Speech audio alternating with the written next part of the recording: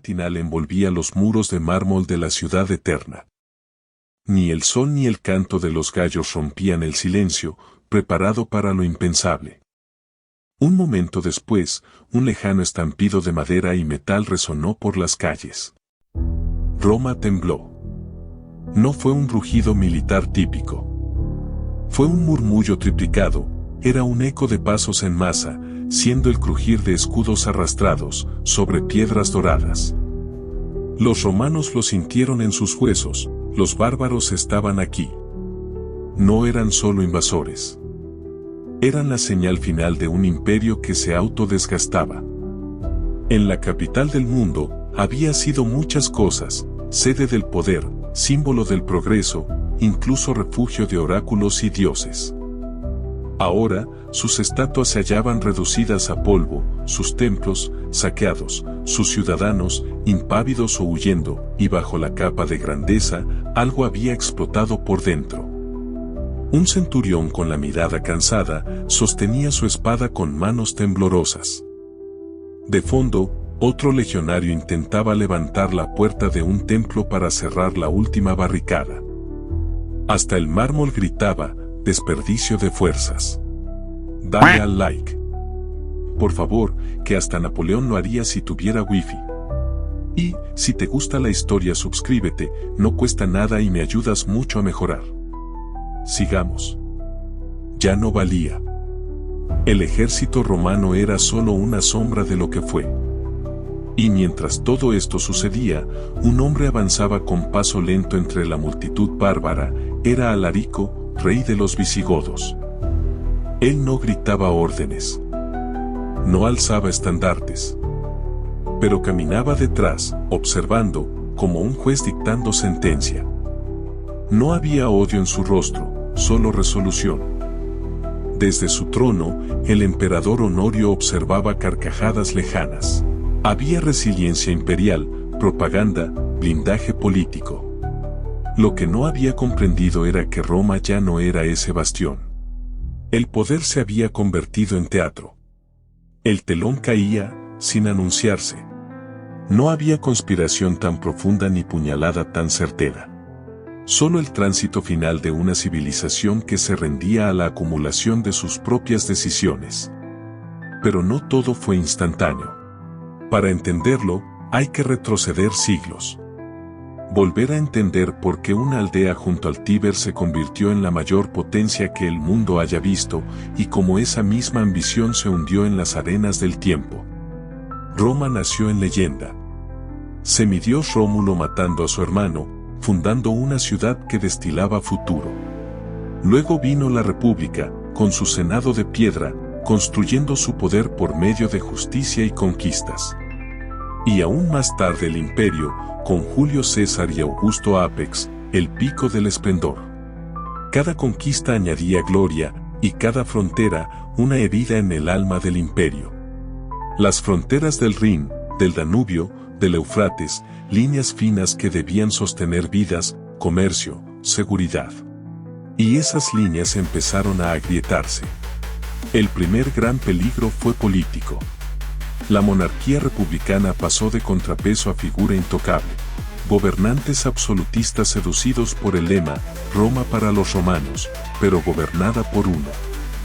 Los emperadores vivían en el lujo, en la blasfemia de su poder. Mientras tanto, los ciudadanos de provincias y latifundios sufrían bajo impuestos, cultivos agotados y violencia local. El ejército fue modificado de defensa a instrumento personal de los generales. Más tarde, la economía, plata ausente, oro en fuga. Se devaluó la moneda. Las espadas se compraban con impuestos directos, sin pensar en la cosecha o la ciudad. El imperio prodigaba servicios, baños, acueductos, fiestas, cada vez más costosas. Pero los ingresos menguaban. Luego apareció el nuevo Dios, Cristo. Lo cual dividió Roma desde adentro. Cofrades católicos, paganos seguidores de Júpiter, fieles sin templo o sin pan. La fe ya no unificaba. Separaba. Fue un gradual colapso. No hubo señal de alarma. Solo el sonido amortiguado de piezas moviéndose en un tablero. Y ese tablero se llenó de piezas ajenas. Los bárbaros fueron contratados como foederati, mercenarios bien alimentados, bien entrenados. ¿Por qué no ofrecerles tierras, lealtad a cambio de su servicio? Parecía una apuesta lógica. Pero apostar con hijos de culturas distintas era subestimar las heridas históricas. Humanos que conocían el agravio, los sacrificios impuestos por la autoridad romana. Fueron tomados como aliados y se hicieron señores de facto. En silencio, los foederati invadieron palacios, escrituras, registros. Robaron nombres. Aprendieron mecanismos administrativos. Se convirtieron en la corriente subterránea que desgasta cualquier legado. Entraron sin asaltar, llegaron con oficio, con ambición y con heridas. La historia aún no sabía que era una espiral descendente. Y entonces llegó el primer gran golpe, el saqueo de Roma en el año 410 por Alarico y los visigodos. No fue una masacre instantánea. Fue una sesión de venganza justificada, con objetivo simbológico. Robaron oro, incineraron símbolos del poder, violaron templos. Pero lo central fue quebrar la narrativa, Roma podía ser tomada. Los romanos no pudieron soportar ese portazo. No porque temieran al ejército bárbaro, sino porque supieron que la narrativa decía que no había otra contienda más grande que la suya. Y estaba siendo vencida fuera de la lógica. El saqueo fue un huracán emocional que golpeó al mundo. La urbe tembló. La ambición colapsó sobre sí misma, pero pronto vino el segundo gran golpe, los hunos, con Atila como líder. Su sola presencia provocaba miedo. No querían integrarse. No buscaban una parte del imperio. Querían destruirlo. La batalla de los campos cataláunicos fue una confluencia de tragedia y épica. Roma vino en ayuda, junto con visigodos y aliados.